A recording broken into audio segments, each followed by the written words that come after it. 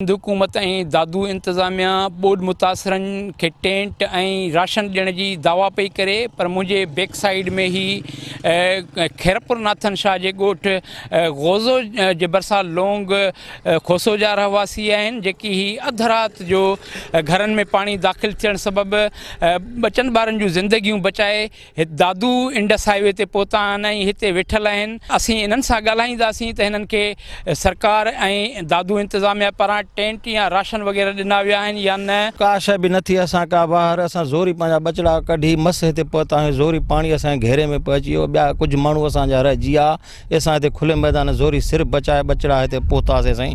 कोई असांजी संभाल न लथी, न केरु आयो केरु वियो ऐं ॿचिड़ा ज़ोरी कढी गॾ गारड़े ते पहुतासीं। रावत खान लॻारी ॻोठ पोइ हितां वरी गाॾी ॿधी पोइ असां हेॾे निकिरी आयासीं। बसि पहुतासीं त पाणी असां वटि पहुतो वरी उते रावत खान लॻारी खान ॻोठ खां ज़ोरी माना ज़बरदस्ती पाण ज़ोरी करे पहुतासीं। का शइ हथु न आयो असांजो, अन्न पाणी उते रोली वियो। असांखे टीं चौथों ॾींहुं आहे त हिते अची वेठा आहियूं, न कैंट मिलियो आहे न का शइ कोन मिलियो आहे, ईअं बसि वेठा आहियूं।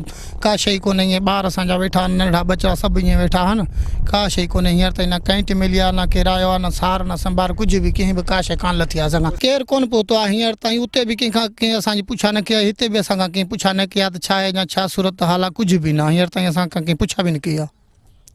इंतज़ामिया चए पई त असां टेंट सिटी क़ाइमु कयो आहे उते, माना न सर कुझु बि न आहे, उते केरु आयो ई कोन्हे, असांखां कंहिं पुछा ई कोन कई आहे।